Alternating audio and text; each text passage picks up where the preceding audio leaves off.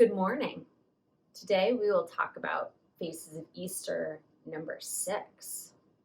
But first, let's talk about the other faces of Easter.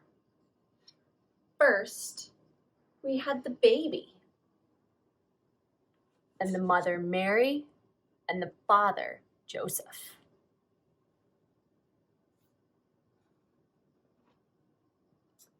Then we had Jesus when he visited Jerusalem, when he was lost and then found.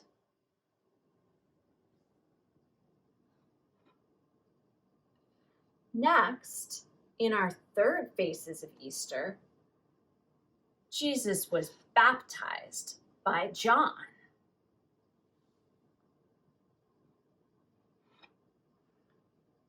In our fourth Faces of Easter, Jesus went to the desert where he spent 40 days and 40 nights and was very hungry. Then he came back across the river where he did his work, getting close to the people. And he came so close that he helped a blind man see.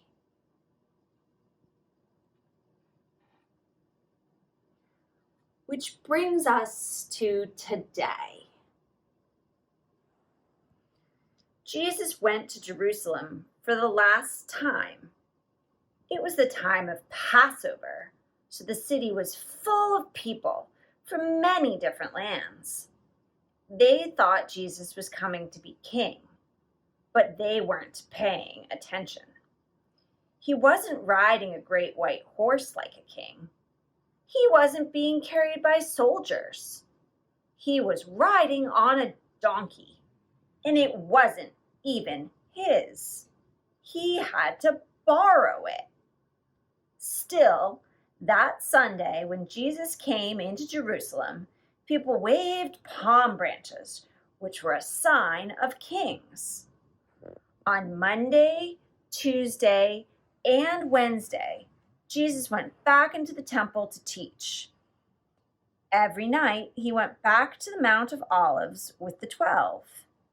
People watched him and whispered that the Mount of Olives was where the angels were supposed to come down to make an army to drive away the Roman soldiers. The temple guards said, "On Thursday we will take Jesus." But on Thursday, they could not find him.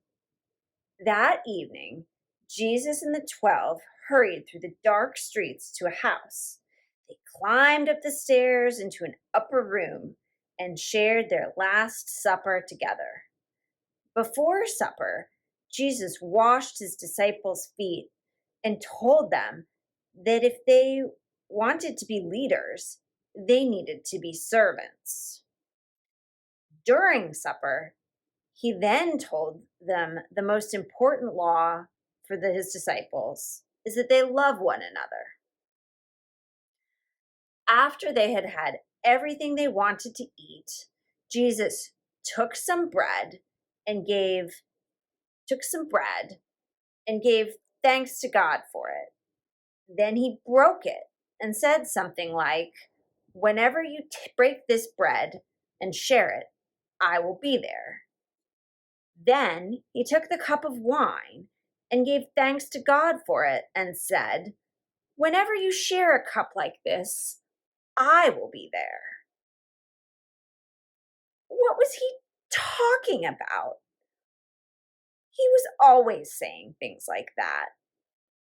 How could they know? Still, the disciples did not forget, and later they would understand. Suddenly, Judas, one of the 12, got up and left. The rest sang a hymn and then went to the Garden of Gethsemane on the Mount of Olives. Jesus wanted to pray. When he was finished, he joined the 12. But Judas came out of the dark and greeted him with a kiss on the cheek. This was a signal for the temple guards to take him. They came out of the shadows and took Jesus away with them into the night. And the 12 also disappeared into the darkness.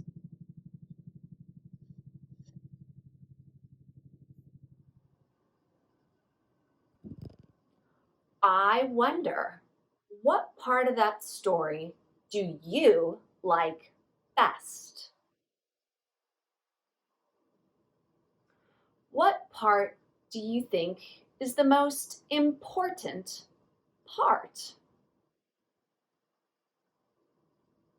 I wonder, where are you in the story? Is there any part of this story that is especially about you?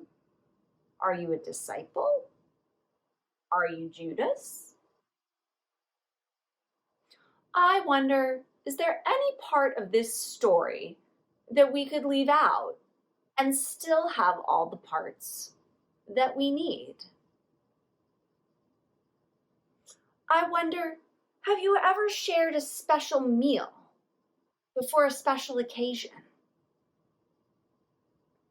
Have you ever, I wonder, partaken of the bread and the wine in the remembrance of the Last Supper?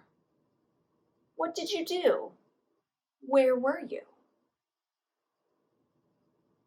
And I wonder, have you ever seen a leader who acts like a servant? I wonder.